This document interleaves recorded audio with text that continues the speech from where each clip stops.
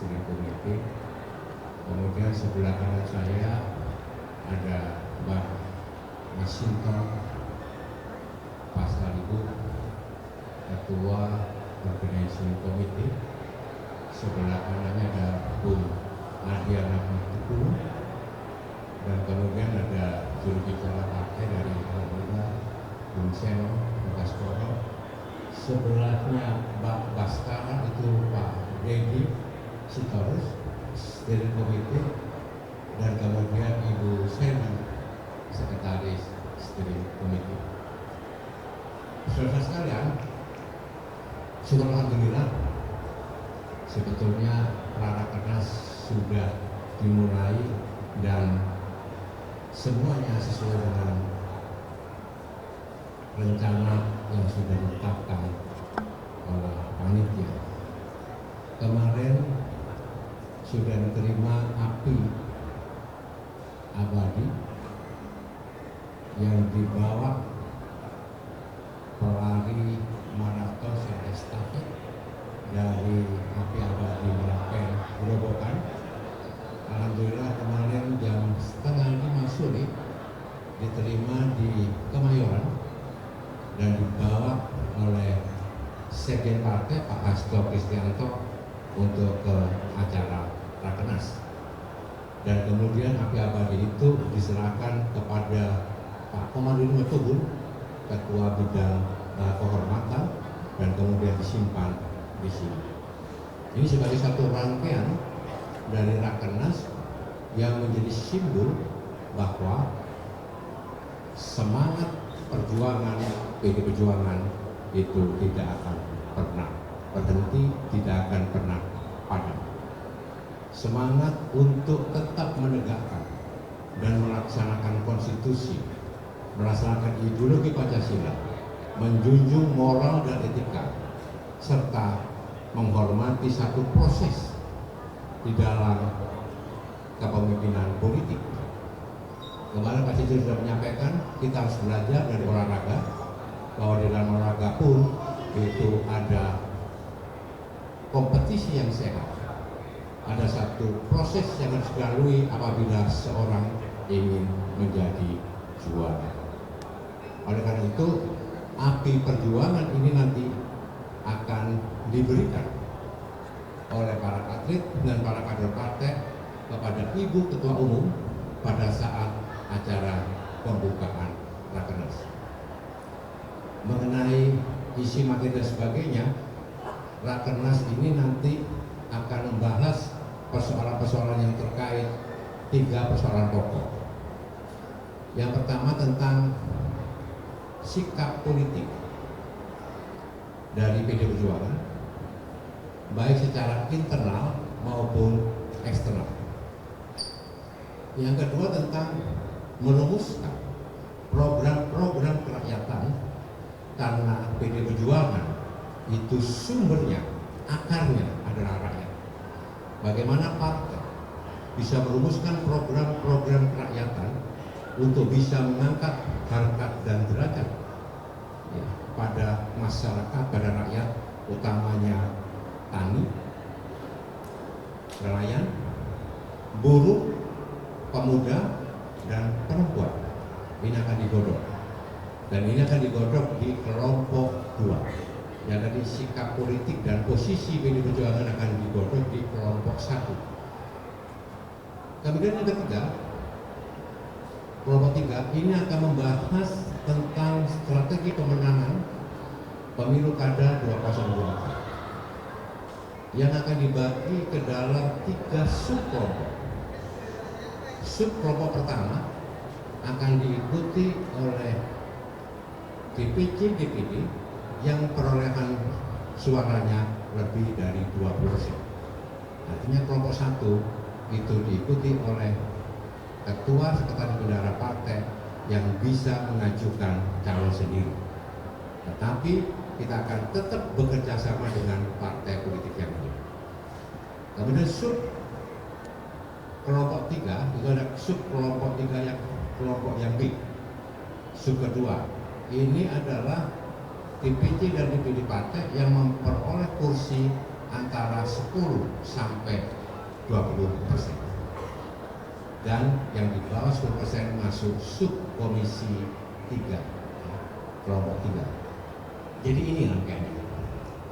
Nah, kemudian sebelum memasuki sidang-sidang komisi, rapat kerja nasional kelima akan mendengarkan pandangan umum dari semua DPD. Pandangan umum ini terkait situasi, kondisi, konsolidasi dan evaluasi atas pelaksanaan pemilu 2024 serta arah kebijakan dan usulan program-program DPD di seluruh Indonesia. PD Perjuangan sebagai satu partai yang kukuh untuk melaksanakan ideologi Pancasila yang bersumber dari pemikiran dan ajaran Bung Karno tetap menggunakan pola sistem demokrasi terpimpin dengan mendengarkan seluruh laporan pandangan umum dari DPD yang hadir. Dari situlah nanti akan digodok ke dalam komisi-komisi dan subkomisi. Ini gambaran secara umum, dan akhirnya di hari terakhir nanti akan dibacakan rekomendasi baik untuk internal maupun eksternal partai. Semua keputusan-keputusan Rakernas diambil berdasarkan asas musyawarah mufakat. Untuk selanjutnya saya silakan Pak Basara untuk bisa lebih dalam lagi untuk membahas tentang isi dan arah kebijakan Rakernas. Saya persilakan Pak Basara. Assalamualaikum warahmatullahi wabarakatuh. Selamat siang, salam damai sejahtera bagi kita semua. Shalom, Om Swastiastu, Namo Buddhaya, salam kebajikan, merdeka. Mas Jarod Saiful Hidayat, Ketua Steering Komite Rakernas yang saya hormati, di Masinton, Ketua Panitia, dan teman-teman, ada Bu Medi, Bu Seli, Bu Adian, dan Bu Seno. Teman-teman sekalian, sekali lagi kami mengucapkan terima kasih atas seluruh atensi, perhatian, dan dukungan teman-teman sekalian untuk meliput kegiatan nasional Partai Demokrasi Indonesia Perjuangan yang insya Allah dalam 4 jam ke depan, tepatnya pukul 14.00 24 Mei 2024, Ketua Umum PDI Perjuangan Ibu Profesor Dr. Honoris Causa Megawati Soekarno Putri akan secara resmi membuka rangkaian rapat kerja nasional kelima Partai Demokrasi Indonesia Perjuangan yang direncanakan akan berakhir pada tanggal 26 Mei yang akan datang. Menurut laporan panitia pelaksana, teman-teman sekalian, rapat kerja nasional kelima ini akan dihadiri oleh 2.160 kader-kader partai yang berasal dari 3 pilar partai, mulai dari tingkat pusat sampai dengan DPC partai. Itulah peserta rapat kerja nasional. Namun dalam pembukaan nanti pukul 14.00, insya Allah akan dihadiri oleh sekitar 4.859 orang.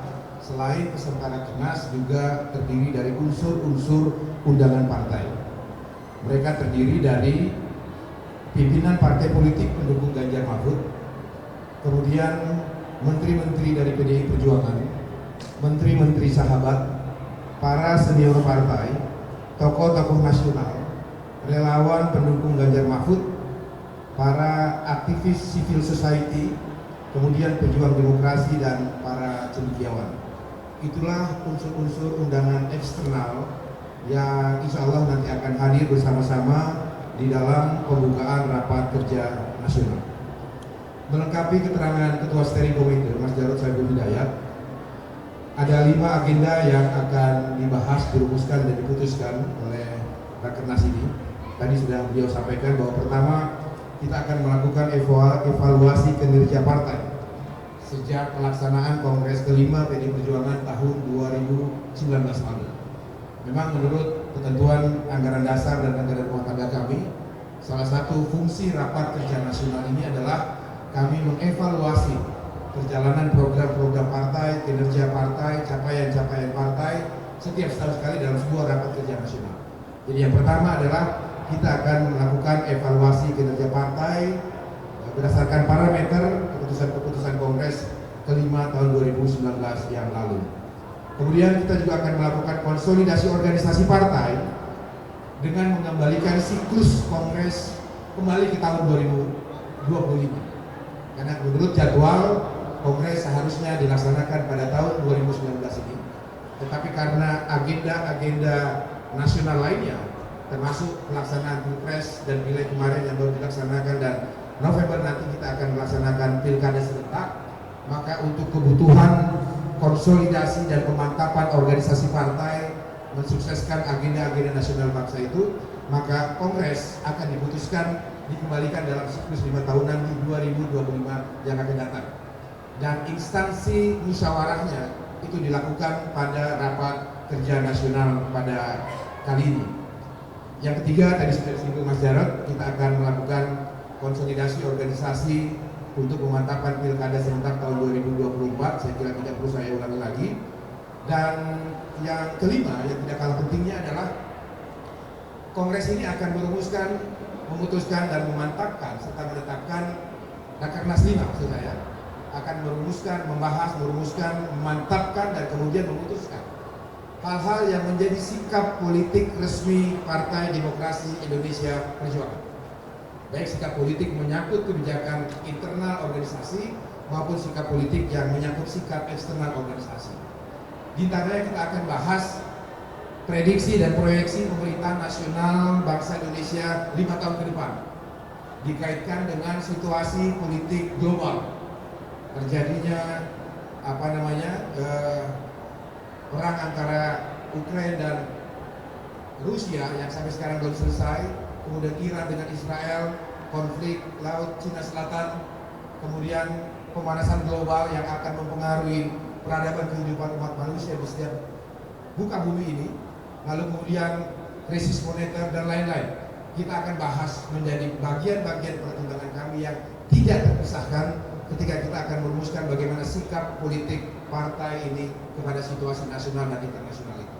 5 poin ini teman-teman sekalian nanti akan menjadi stressing, dan saya kira pada bagian kelima perumusan pembahasan dan sikap politik ini akan menjadi perhatian teman-teman semua, karena ini menyangkut bagaimana sikap Partai Demokrasi Indonesia, sikap politik Partai Demokrasi Perjuangan selama 5 tahun ke depan. Saya kira demikian tambahan yang dapat saya sampaikan pada teman-teman sekalian. Saya kembalikan kepada Ketua Steering Committee. Terima kasih. Terima kasih Pak Dr. Ahmad Basara. Selanjutnya saya silakan Bung Masinton Pasaribu untuk bisa melaporkan. Pak Jarod. Assalamualaikum warahmatullahi wabarakatuh. Salam sejahtera untuk kita semua. Salam Pancasila. Merdeka. Merdeka. Merdeka. Terima kasih yang saya hormati Pak Ketua SI, Pak Jarod Saiful Hidayat, Pak Ahmad Basara, Ketua DPP PDI Perjuangan, Bung Adiam, Bung Seno, Bu Seli, Wasekjen dan juga Sekretaris OC, dan juga Bung Dedi. Terima kasih atas support dan perhatian dari teman-teman media dan pers sekalian. Rakernas ini tadi sudah disampaikan oleh DPP Partai dan juga Ketua SI. Pelaksanaannya dari tanggal 24 sampai 26 Mei 2024. Nah, seluruh rangkaian pelaksanaan acara ini, kegiatan ini nanti akan dibuka secara resmi oleh Ibu Ketua Umum, yaitu Haji Megawati Soekarno Putri pada jam 14 hingga jam 17 nanti. Kemudian estafet terus rapat internal. Kemudian di lantai 1, 2, dan 3 nanti ada juga stand dari badan dan sayap partai. Itu menyangkut tentang tema laporan kepada rakyat, dan juga selain badan dan sayap juga ada media pintar PDI Perjuangan yang dikomandoi oleh Mas Nanang. Nah, kemudian ada beberapa stand lainnya dari elemen seluruh kader. Nah, tentu seluruh rangkaian proses kegiatan ini adalah bagian dari agenda konsolidasi kepartaian, dan tadi sudah disampaikan oleh Pak Ahmad Basara, peserta ini mengikuti seluruh elemen kepartaian dari seluruh daerah dan seluruh cabang di seluruh wilayah Republik Indonesia, dan juga peserta dari DPLN luar negeri dari berbagai negara. Nah, saya rasa itu saja yang bisa disampaikan dalam pertemuan ini dari OC. Tentunya nanti jika ada teman-teman dari media perlu apa segala macam, nanti bisa diinformasikan kepada OC terkait hal-hal apa mengenai kegiatan teknis lapangan. Nanti juga jam sholat kita sudah siapkan tempat untuk melakukan sholat Jumat dan berikutnya seperti itu. Saya rasa itu yang bisa disampaikan. Wabillahi taufiq wal hidayah. Wassalamualaikum warahmatullahi wabarakatuh. Terima kasih. Bung Adian, ada tambahan? Bung Keno? Bung Dedi? Mas Eli? Baik, ada pertanyaan dari teman-teman media? Evaluasi atas pelaksanaan kinerja dan program-program kepartian yang sudah ditetapkan sejak Kongres 2019. Salah satunya adalah tentang capaian PD Perjuangan untuk bisa memenangkan pemilu 2024 kemarin. Karena target di dalam Kongres ke-5 di Bali itu PD Perjuangan ya, ditargetkan untuk bisa menang pemilu 2024. Syukur alhamdulillah PD Perjuangan menang pemilu 2024 untuk direktur. Ya, jadi PD Perjuangan itu hat-trick sejak 2014, 2019, 2024. Itu satu, jadi kita evaluasi. Kemudian juga mengevaluasi kinerja capaian organisasi dan petugas-petugas partai, baik itu di legislatif, eksekutif maupun struktural partai, terutama di dalam melaksanakan program-program kerakyatan untuk bisa membantu masyarakat. Kemudian, Rakernas ini juga mengevaluasi kejadian-kejadian atau peristiwa-peristiwa politik, utamanya mengevaluasi pelaksanaan pemilu 2024. Sehingga PD Perjuangan setelah mengevaluasi dan mendengarkan pendapat umum, pandangan umum dari DPD, nanti akan merumuskan bagaimana sikap politik, terutama di dalam menghadapi atau di dalam mengawal transisi kepemimpinan kepada Presiden Prabowo Subianto. Tentu saja ini nanti akan disampaikan pada akhir pelaksanaan Rakernas ini. Kemudian PD Perjuangan itu satu partai ideologis, di mana Ibu Megawati Soekarno Putri, Ketua Umum, selalu kokoh berdiri untuk menyuarakan kebenaran, untuk melaksanakan konstitusi dan ideologi. Itulah yang digembleng oleh beliau kepada seluruh kader-kadernya. Apabila ada di antara kita anggota partai yang kemudian melanggar konstitusi, melanggar etika dan moral, maka dia sudah bukan menjadi bagian dari keluarga besar PD Perjuangan, karena sudah bertentangan bukan hanya pada ADART partai, tapi pada konstitusi negara. Oleh sebab itu, ya, yang diundang adalah tadi sampai oleh Pak Basara, ini adalah untuk internal partai. Yang diundang adalah sahabat-sahabat, para cendekiawan, para akademisi, para civil society, budayawan, ya, masyarakat pro demokrasi yang betul-betul berjuang untuk menegakkan demokrasi yang jujur, adil, yang konstitusional, yang bermartabat. Dan tentang pilkada, Ibu Bapak sekalian, partai di dalam Rakernas akan merumuskan secara garis besar ya, strategi pemenangan pemilu kada. Baik tadi saya sampaikan di dalam subkomisi kelompok 3 itu ada subkomisi kelompok 3 yang dimana diikuti oleh para DPD atau DPC yang perolehan suaranya lebih dari 20%, artinya dia bisa maju sendiri. Tapi garis partai adalah tetap PDI Perjuangan menjalin hubungan kerjasama yang baik dengan partai-partai sesuai dengan kearifan lokal. Jadi sekali lagi, meskipun PDI Perjuangan bisa maju sendiri, tapi tetap kita menjalin hubungan yang baik dengan partai-partai dengan mengedepankan kearifan lokal. Untuk rekomendasi, PDI Perjuangan mengeluarkan surat tugas, bukan rekomendasi, tapi surat tugas kepada kepala-kepala daerah dari internal partai yang menurut hasil evaluasi dianggap berhasil, ya, untuk diberikan surat tugas untuk melaksanakan konsolidasi pemenangan di 3 pilar partai, untuk melakukan komunikasi politik di masing-masing wilayahnya pada yang dikasih surat tugas, dan untuk turun ke bawah untuk kita lihat hasil surveinya. Ya, ini dimaksudkan bahwa mereka mendapatkan betul-betul penugasan dari DPP partai. Ya, karena kalau nggak begitu tadi benar itu istilahnya dicuri apa dia tadi? Dicuri dan mencurikan diri. Ya, jadi bukan untuk menjaga, tapi ini komitmen kita. Karena di dalam politik PDI Perjuangan itu ada kesetiaan. Bukan hanya kesetiaan pada partai, tapi kesetiaan pada rakyat, kesetiaan pada konstitusi. Ini sekedar barangkali Pak Basarah bisa